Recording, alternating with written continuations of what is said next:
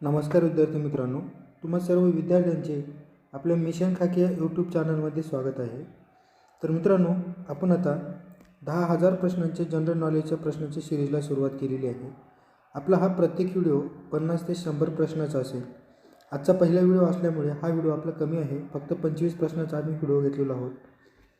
या 10,000 प्रश्नांमध्ये तुमचे सर्व विषय कव्हर होणार आहेत। इतिहास, भूगोल, विज्ञान, राज्यशास्त्र अशाच प्रकारे सर्व तुमचे विषय या 10,000 प्रश्नामध्ये कव्हर होणार आहेत। हे सर्व प्रश्न MCQ स्वरूपामध्ये असतील, त्याच्यामुळे तुम्ही सर्वांनी व्हिडिओ हा शेवटपर्यंत बघायचा आहे आणि आपल्या चॅनलला सबस्क्राईब करून घ्यायचं आहे, जेणेकरून तुम्ही हे सर्व प्रश्न पाहू शकाल। कारण आगामी होणाऱ्या प्रत्येक पेपरसाठी हे प्रश्न अत्यंत महत्त्वाचे असणार आहेत। यामध्ये प्रश्न आणि प्रश्नाचे होईल इतके आम्ही स्पष्टीकरण देण्याचा प्रयत्न करणार आहोत। आणि येत्या काही दिवसामध्ये आपण गणित बुद्धिमत्तेला पण सुरुवात करणार आहोत, जे की टॉपिक वाईज असेल आणि बेसिक टू ॲडव्हान्स लेवलचे सर्व गणित आपण त्यामध्ये घेणार आहोत। मित्रांनो, पेपर कोणताही द्या, जनरल नॉलेज प्रश्न आणि गणित बुद्धिमत्ता एकाच प्रकारचे विचारले जाते। त्यामुळे तुम्ही सर्वांनी आपले चॅनल सबस्क्राईब करून घ्या, जेणेकरून तुम्हाला प्रत्येक पेपरसाठी हे व्हिडिओ हे प्रश्न अत्यंत महत्त्वाचे ठरणार आहेत। तर चला, जास्त टाईम न घालवता पहिला प्रश्न पाहून घ्या। खालीलपैकी इंडियन इंडिपेंडन्स लीगचे संस्थापक कोण होते? तर बघा, प्रश्न विचारण्यात आलेला आहे, इंडियन इंडिपेंडन्स लीगचे संस्थापक कोण होते? तर त्याचे योग्य उत्तर आहे रासबिहारी बोस हे इंडियन इंडिपेंडन्स लीगचे संस्थापक होते। प्रश्न क्रमांक 2, पुढील प्रश्न पहा, सत्यशोधक समाजाची स्थापना कोणी केली? तर बघा, हा प्रश्न अत्यंत महत्त्वाचा आहे मित्रांनो।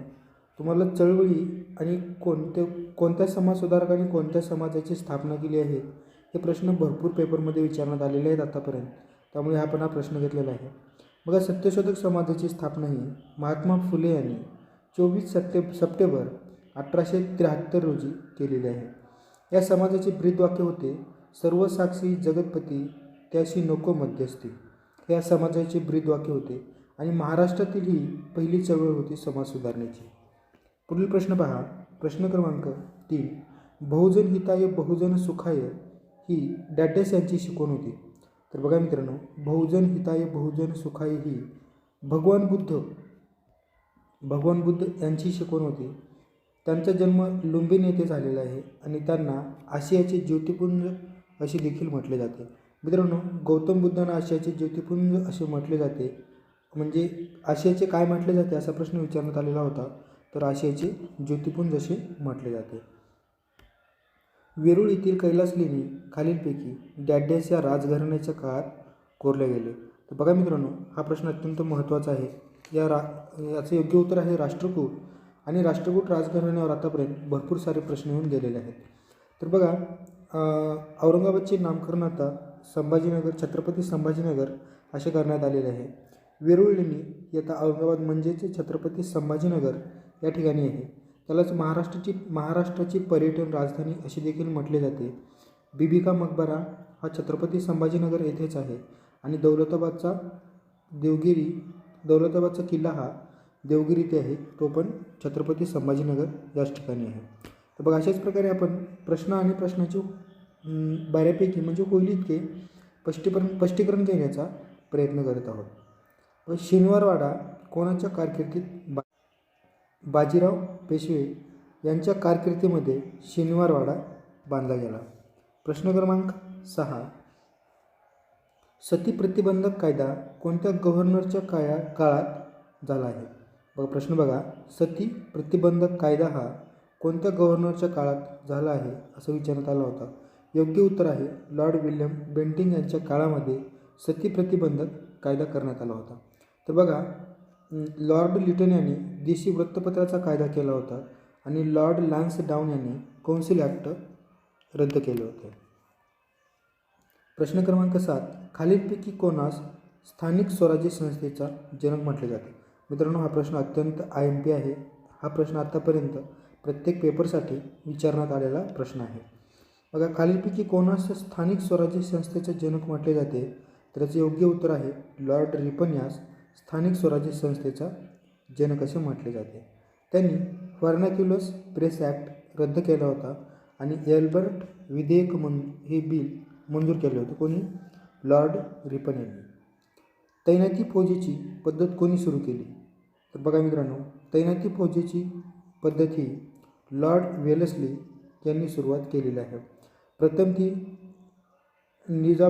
त्याचा निजामावर अवलंब करण्यात आला होता आणि लॉर्ड वेलस्ली यांचा कार्यकाळ होता 1718 ते 1805 या कालावधीमध्ये.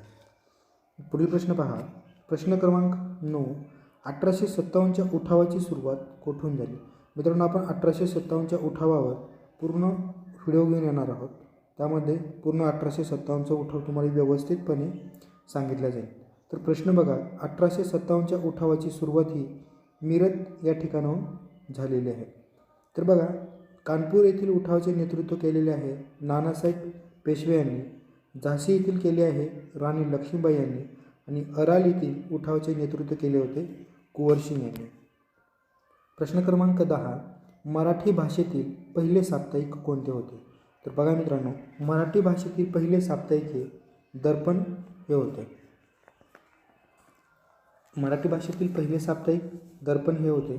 त्याची सुरुवात झाली होती 6 जानेवारी 1832 रोजी आणि ज्ञानप्रकाशन हे आपल्या मराठीतील पहिले दैनिक वृत्तपत्र होते. ज्ञानप्रकाशन हे पहिले दैनिक वृत्तपत्र होते. बघा, दोन्ही प्रश्न व्यवस्थित लक्षात ठेवा, अत्यंत महत्त्वाचे प्रश्न आहेत. लोकमान्य टिळक यांनी खालीलपैकी कोणते वृत्तपत्र सुरू केले? बघा, लोकमान्य टिळक यांनी खालीलपैकी केसरी हे वृत्तपत्र सुरू केले आहे आणि केसरी जे हे वृत्तपत्र आहे ते मराठी भाषेतील होते आणि त्यांनीच मराठा हे वृत्तपत्र सुरू केले होते. ते मराठा हे वृत्तपत्र इंग्रजी भाषेतील होते आणि केसरीचे संपादक होते गोपाळ गणेश आगरकर. प्रश्न क्रमांक 12. भारतीय असंतोषाचे जनक कोणास म्हटले जाते? तर बघा मित्रांनो, भारतीय असंतोषाचे जनक असे लोकमान्य टिळक यांना म्हटले जाते. त्यांनी गणेशोत्सवाची सुरुवात केली आहे 1893 साली आणि छत्रपती शिवजयंतीची सुरुवात केली आहे 1895 साली. बघा, दोन्ही प्रश्न अत्यंत महत्त्वाचे आहेत. तुम्हाला जोड्या लावामध्ये विचारले जातात किंवा डायरेक्ट असे पण प्रश्न विचारले जातात. 1893 साली गणेश उत्सव झालेला आहे आणि शिवजयंती 1895 साली त्यांनी सुरुवात केलेली आहे. प्रश्न क्रमांक 13. बॉम्बे असोसिएशन या संघटनेची स्थापना कोणी केली? तर बघा मित्रांनो, बॉम्बे असोसिएशन या संघटनेची स्थापना नाना जगन्नाथ शंकर शेठ यांनी केलेली आहे. त्यांनाच मुंबईचे शिल्पकार असे देखील म्हटले जाते. 1852 त्यांनी भाऊदाजी लाड आणि दादाभाई नौरोजी यांच्या सहकार्याने बॉम्बे असोसिएशन या संघटनेची स्थापना केलेली आहे. प्रश्न क्रमांक 14. चौदार तळ्याचा सत्याग्रह कोठे व केव्हा झाला आणि तो कोणी केला? तर मित्रांनो, सर्वात पहिले चौदार तळ्याचा सत्याग्रह हा डॉक्टर बाबासाहेब आंबेडकर यांनी केलेला आहे आणि तो 1927 महाड या ठिकाणी झालेला आहे. 1927 महाड या ठिकाणी झालेलं आहे आणि महाड हे ठिकाण आजच्या रायगड या जिल्ह्यामध्ये स्थित आहे. प्रश्न क्रमांक 15. बिहारमधील चंपारण्य येथील सत्याग्रह कोणत्या पिकाशी निगडीत होता? तर बघा मित्रांनो, बिहारमधील चंपारण्य येथील सत्याग्रह हे नीळ पिकाशी निगडीत होते. महात्मा गांधी 1917 साली भारतात आले आणि त्यांनी तो पहिला प्रयत्न केला, म्हणजे पहिला सत्याग्रह केला आणि तो यशस्वी झाला. चंपारण्य सत्याग्रह तो नीळ पिकाशी निगडीत होता. चौराचौरी घटनेने डॅड्याचे आंदोलन संपुष्टात आले. तर बघा मित्रांनो, चौराचौरी घटनेने कोणते आंदोलन संपुष्टात आले असा प्रश्न विचारण्यात आले आहे. तर योग्य उत्तर आहे असहकार आंदोलन. असहकार आंदोलन 1920 साली सुरुवात झाले होते आणि चौराचौरी घटनेमुळे ते आंदोलन 1922 साली संपुष्टात आले. चौराचौरी घटना कधी झाली? 22 फेब्रुवारी 1922 रोजी. बघा, याची तारीख विचारू शकतात. 2/2/2/2/2 22 फेब्रुवारी 1922 रोजी चौराचौरी घटना संपुष्टात आली आहे. महाराष्ट्रातील होम रूल लीगची चळवळ डॅड्यास यांनी सुरू केली. तर महाराष्ट्राची होम रूल लीगची चळवळ ही लोकमान्य टिळक यांनी सुरू केलेली आहे. प्रश्न क्रमांक 18. खालीलपैकी कोणास आर्थिक विकेंद्रीकरणाचा जनक मानले जाते? तर बघा मित्रांनो, आर्थिक विकेंद्रीकरणाचा जनक लॉर्ड मेयो यास मानले जाते. प्रश्न क्रमांक 19. स्वातंत्र्यवीर सावरकर यांनी 1904 मध्ये कोणती क्रांतिकारी संघटना स्थापन केली आहे? तर मित्रांनो, 1904 मध्ये अभिनव भारत ही क्रांतिकारी संघटना स्थापन केली आहे. त्याचेच पहिले नाव होते मित्रमेळा आणि ते 1900 साली सुरुवात केली होती. मित्रमेळा या संघटनेचे रूपांतर 1904 मध्ये अभिनव भारत असे करण्यात आले आहे आणि त्याची स्थापना कोणी केली? स्वातंत्र्यवीर सावरकर यांनी. ब्राह्मो समाजाची स्थापना कोणी केली आहे? तर बघा मित्रांनो, ब्राह्मो समाजाची स्थापना ही राजाराम मोहन रॉय यांनी केलेली आहे. ते केव्हा केली? 20 ऑगस्ट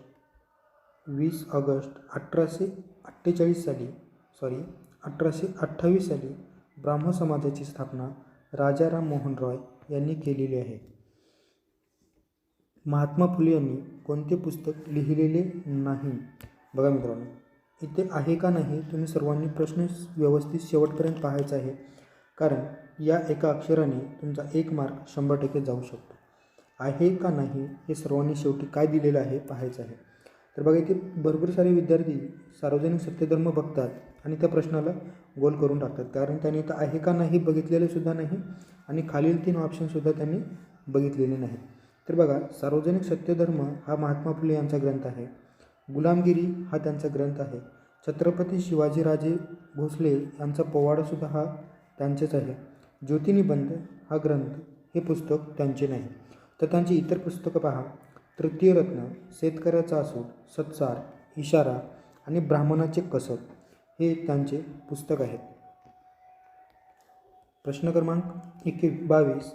महाराष्ट्राचे मार्टिन ल्यूथर किंग म्हणून कोणास ओळखले जाते? तर बघा मित्रांनो, महाराष्ट्राचे मार्टिन ल्यूथर किंग म्हणून महात्मा फुले यास ओळखले जाते. प्रश्न क्रमांक 23. बावनकशी आणि सुबोध रत्नाकर हे काव्यसंग्रह खालीलपैकी कोणी लिहिलेले आहेत? तर बघा, हा प्रश्न अत्यंत महत्त्वाचा आहे मित्रांनो, भरपूर साऱ्या पेपरला विचारण्यात पण आलेला होता. बावन काशी आहे, शुद्ध शब्दाबद्दलसुद्धा हा प्रश्न येऊ शकतो. बावन काशी सुबोध रत्नाकर काव्यसंग्रह खालीलपैकी कोणी लिहिला आहे?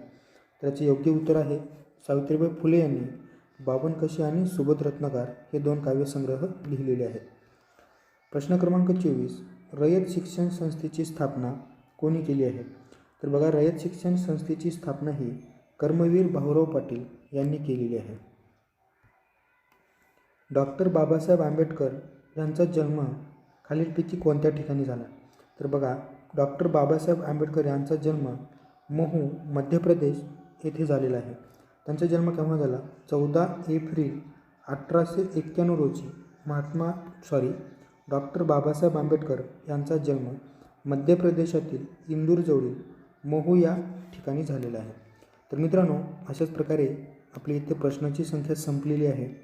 आपण येत्या काही दिवसामध्ये गणित बुद्धिमत्तेला पण सुरुवात करणार आहोत आणि आपली ही सिरीज जी आहे ती एकूण 10,000 प्रश्नाची असणार आहे. येत्या काही दिवसामध्ये आपण हे 10,000 प्रश्न पूर्ण केल्यानंतर आणखी पुढे याची प्रश्नांची संख्या वाढवणार आहोत. त्यामुळे तुम्हाला आगामी होणाऱ्या प्रत्येक पेपरसाठी हा म्हणजे जी आपली ही सिरीज सुरुवात आहे त्याचा महत्त्वाचा अत्यंत फायदा होणार आहे. त्यामुळे तुम्ही सर्वांनी आपले चॅनल सबस्क्राईब करून घ्या, कारण आपल्या चॅनलला व्हिडिओ आल्यानंतर लगेचच तुम्हाला नोटिफिकेशन येऊन जाईल. आणि मित्रांनो, 10,000 प्रश्नाची सिरीज तुम्ही पाहिल्यानंतर तुम्हाला कुठल्याही पेपरमध्ये गेलात तर आउट ऑफ मार्क 100% पडणार आहेत. आपले 25 मार्कचा सिलेबस असतो. पोलीस भरतीला म्हटलं 25 मार्कचा असतो, काही ठिकाणी काही पेपरला 30 मार्कचा असतो. तुम्हाला आउट ऑफ मार्क पडणार आहेत. यामध्येच आपण काही चालू घडामोडीचे प्रश्न पण घेण्याचा प्रयत्न करणार आहोत. प्रत्येक व्हिडिओमध्ये काही प्रश्न आपले चालू घडामोडीचे पण असतील आणि त्याचे आपण सविस्तर स्पष्टीकरण देण्याचा सुद्धा प्रयत्न करणार आहोत.